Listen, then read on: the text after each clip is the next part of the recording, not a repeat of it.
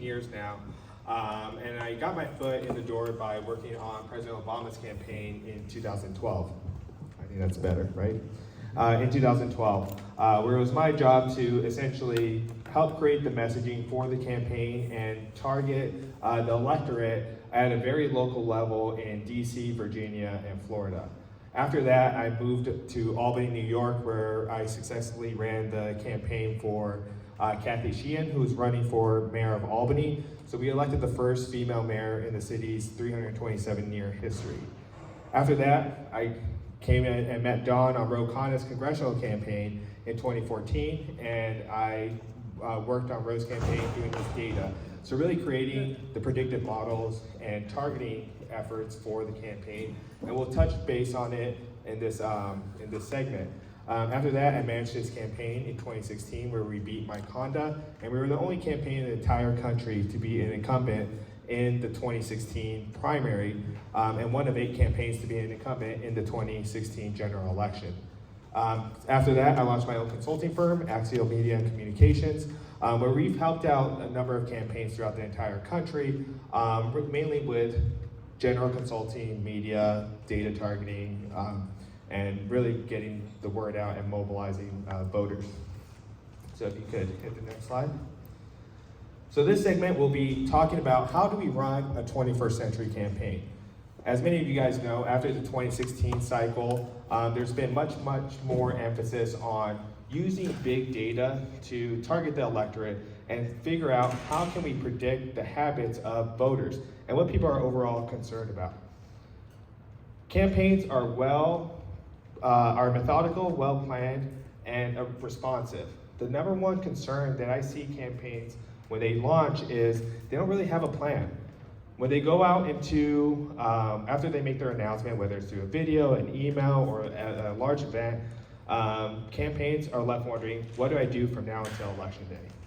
And it's because they don't really have their administrative done, whether it's the compliance, setting up their website, setting up the key messaging. A lot of campaigns are left wondering, how can I reach out to voters? How can I get more donors into the door? And you see a lot of these campaigns, they're trying to build their ship while it's at sea. And I think that that's one of the biggest blunders that a campaign can make, because as time goes on, they're just wasting time. They don't know how to get their message out. And in a population where 1,000 votes can make the difference, everything you do from now until election day can really make the difference in the race. So if you hit the next slide. Then hit one more. So time. Time is the most important thing on any campaign. It could be your best friend, and it could be your worst enemy. The election here in California is March 5th. That's 8 months from now. And that may seem like a lifetime away, but when you're targeting a congressional size here in California, which is about 500,000 registered voters, in this upcoming election, you're looking at about 230,000 voters coming out in any specific congressional race. That's not a whole lot of time to reach and communicate, identify, and talk to individual voters and see where their support lies. Voters, as a candidate, or if you could go back, you're good. As a candidate, the 2 most important people that you need to be talking to are voters and donors. A lot of times campaigns get caught up in talking to people who just aren't likely to vote. Going back to that 500,000 person poll in the congressional race, 233,000, about 50% of the entire electorate just won't vote in that race. So a lot of times campaigns are focused on communicating their messaging out to people who just aren't going to vote, people who may not be supportive of your campaign, and 3, people who may not be even interested or registered to vote in the first place. And then donors. It takes a lot of money to run for office. And as candidates, as you guys know, it's hard to ask people for money. It really is. And people want to give to someone that they believe in, and they believe will make the best difference in the race or in the community that they're about to represent, or help out on specific issues that matter directly to them. So everything you do from now until election day revolves around voters and donors, and making sure you maximize all of your efforts and resources to get your message out. If you can hit the next slide. Get your message out, recruit, and mobilize them to do some type of action. how are we recruiting new people to be in the campaign? How are we mobilizing them to take some type of action, whether it's to donate to the campaign or volunteer for the campaign or getting them out to the polls? What we say in politics is it takes 50% work to get people to register to vote, and then the other 50% to get them to turn out to vote. It's a long, struggling process to get and expand, to get voters to vote on election day and to expand the polls. But the most important thing also is getting your message out. How are you defining your race? How are you defining the key issues of the election? I mean, there's a lot of times that candidates are talking about issues that don't really matter. At the end of the day, there's mainly 3 issues that people really care about in any election. It's economic issues. How will you make sure people will have a strong livelihood for themselves and their family, and making sure that their family will be able to have a better future than they had. Educational issues, and overall community safety. Get the next slide. So, how do campaigns target voters? Traditionally, you have a voter file, and the voter files aren't often updated. They haven't been updated over the last 20 years. A show of hands, how many people have been registered to vote for over 20 years? No one? Over 10 years? I know I've been registered to vote over 10 years. When's the last time you've updated your voter registration? When was the last time? I moved, so 3 years ago. 3 years ago. And then before that? Don't even know. 10. Yeah, 10 years ago. Last time I moved. People changed their emails, they changed their addresses, they changed their phone numbers. People don't use landlines anymore. A lot of landlines are getting out of place, but the voter file still has landlines on its file. So you have these national databases that say, here are likely voters, or here are the voters. Here's everyone registered to vote. Go out and target them and communicate to these voters in any way possible. You have some data firms like NGP, PDI, they come in and they try to clean up the voter file as much as possible. They buy and acquire new data, but it's not really doing much for the candidate because they don't really tell you how to target, and if they do tell you how to target, it's based on their own formula. They're not really looking at the individual. They're using aggregates. We all know voting is habitual. So odds are if someone's going to turn out to vote in this upcoming election, it's based on if they turned out in the past previous elections. So they integrate it to your campaign, but it's not really that clear on how to best use and serve the data. If you go to the next slide. And on top of that, if you're lucky for a city council race, you're not going to be doing any polling. If you're a state senate campaign, assembly campaign, you're doing polling. If you're a federal campaign, you're definitely polling, but you're taking aggregate data. You're doing a sample, you're doing phone interviews or now internet surveys that can say what the message is from an aggregate level of about 400 to 600 voters that they reach out to, and they weight that information to the broader, but it doesn't really tell you as much, it doesn't give you that much information on the voter, what their socioeconomic income levels are, their education levels are. Everything is self-reported, and it's all based off of assumptions.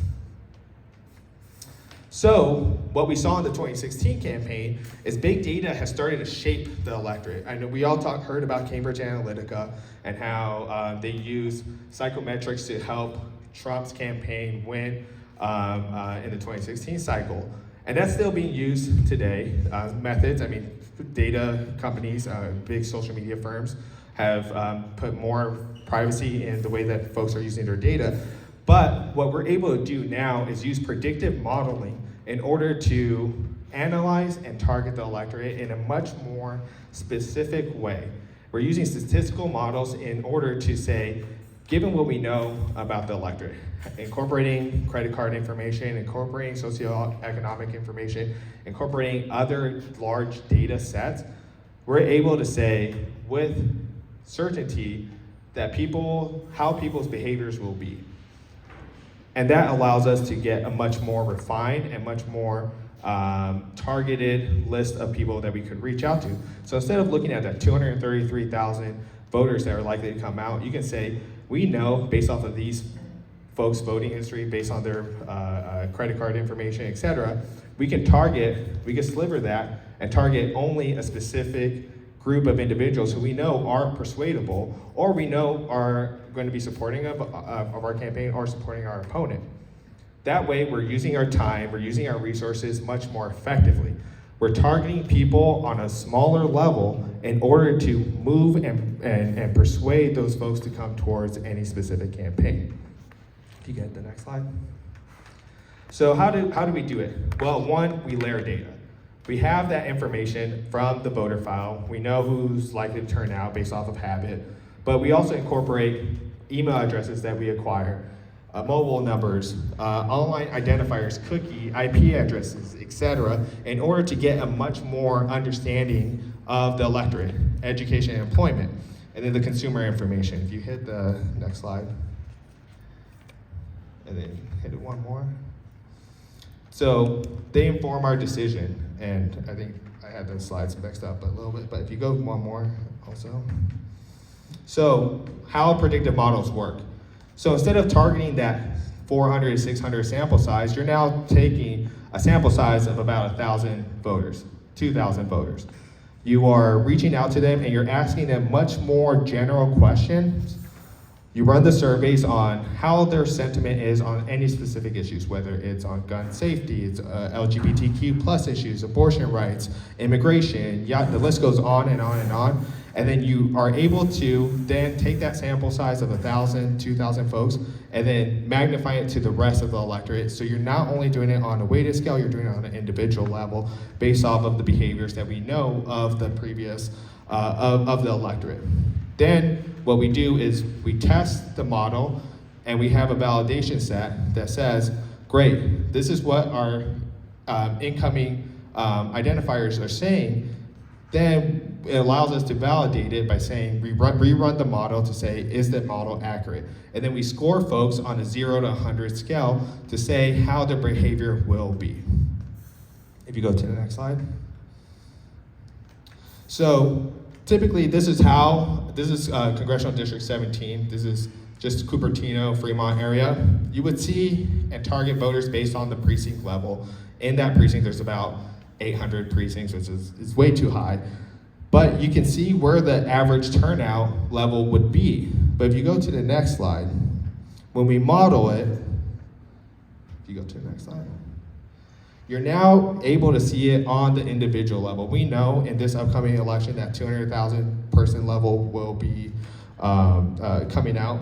We can look at where the general support lies, and then we could create distribution charts and say specifically who are those folks in the middle that we ought to be communicating with? Who are those folks that we ought to be persuading? And who are those folks that we know are our supporters, they're our base, but we know that they need a little bit more help, a little bit more touching to get them out to vote. That way we're using our resources much more wisely and using our time much more wisely in order to help our campaign or our candidates win the election. So that's just on the voter front. If you go to the next slide. The next one is fundraising. There's been a lot of big problems with traditional fundraising. Traditional fundraising is having a list of your supporters, your friends, your family, co-workers, etc. You don't really have full information. You may not have their email addresses, you may not have their cell phone number, you may not have their addresses, but you compile a list of donors, or you acquire new donors, and you acquire that, or compile that list, and then you sit down calling them nonstop, asking them for money. Campaigns typically spend anywhere from 3 hours a day to upwards of 5 hours a day making cold calls to people who may answer, may not answer, may give, may not give. It's a lot of blind outreach in order to get someone to contribute. You set a budget, and the budget may not be accurate. A lot of campaigns, when they set a budget, they pretty much just go based off of assumptions and based off of aggregates. So when you're setting up a finance plan, you don't really know what the direction is going, because you have a lot of these first-time candidates who may not know how things are done within that specific area. And then time. Again, going back, when people are fundraising, it's a waste of time. AOC recently said, it was like 2 years ago, was calling out the DNC for how much time folks spend in fundraising, how much time they spend at the DNC headquarters doing call time. They're not really focusing on the issues. They're not focusing on the people. They're solely indebted to people who are giving them money. So it's not really beneficial for the democracy of our nation. So if you go to the next slide. When people are fundraising or they're dialing for dollars, the people that they outreach to, they've generally made up their mind. They're really, it's hard to persuade a donor to support your campaign because they're much more aware on the issues. They already have that traditional history of giving. And then traditional marketing wastes time. Going back to the voters and the donor aspect, typically what campaigns do and what some of these big marketing firms do is they just take lists of the electorate and they call it what spray and pay, whether you see targeted ads on Facebook, they just create save lists, etc. It's not really refined to the specific individual that they ought to be reaching out to. If you go to the next slide. So what we can do now, and what Don and I are working on, is taking all of this big data that's out there to really make much more logical and informed decisions, not only to the donor, but we can expand this to the entire electorate. If you go to the next slide. We have these insights on individuals to say, look, the people on the red will never support us. They will never be on our side. We should not contact them. The people on the green, we know they're on our side. We need to contact them, but maybe towards the end.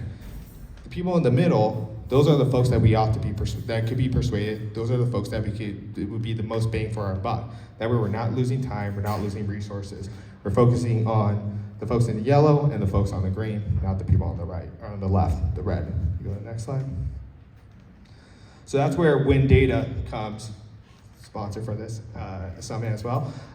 We're an AI technological firm that's going to be helping out with fundraising, saying, how can we take a look at everyone who's ever given, all these publicly available information, whether folks have given to institutions, nonprofits, campaigns, etc.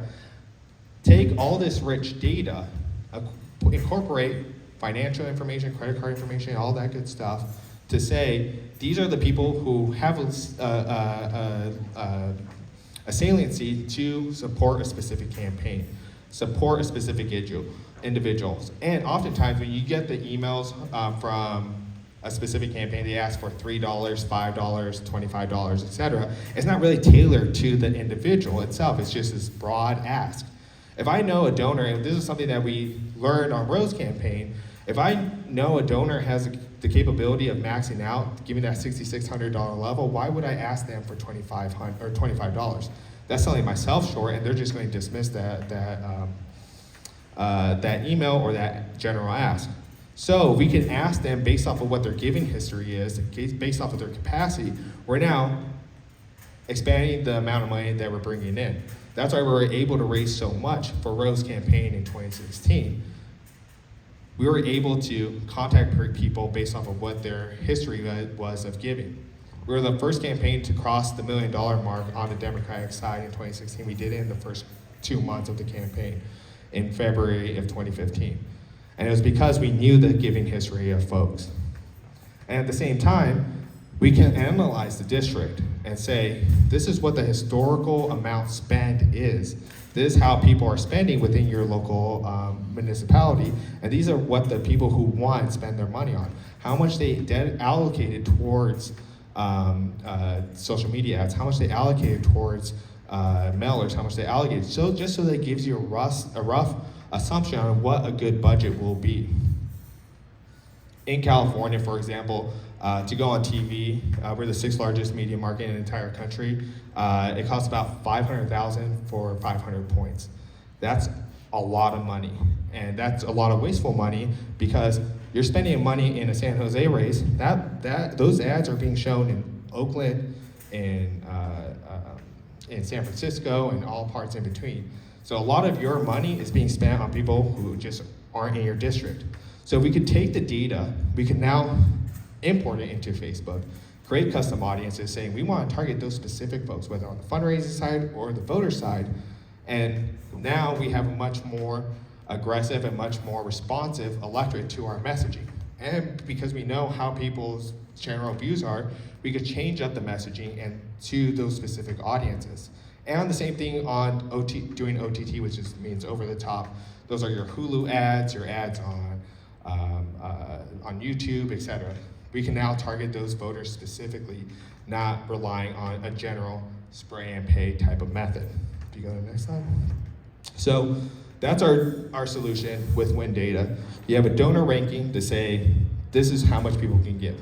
This is how much people, this is how much we ought to ask for, and this is who the people you ought to be reaching out to. You have the expenditure optimization where it says, hey, this is how much you should be spending and where you should be putting your money towards.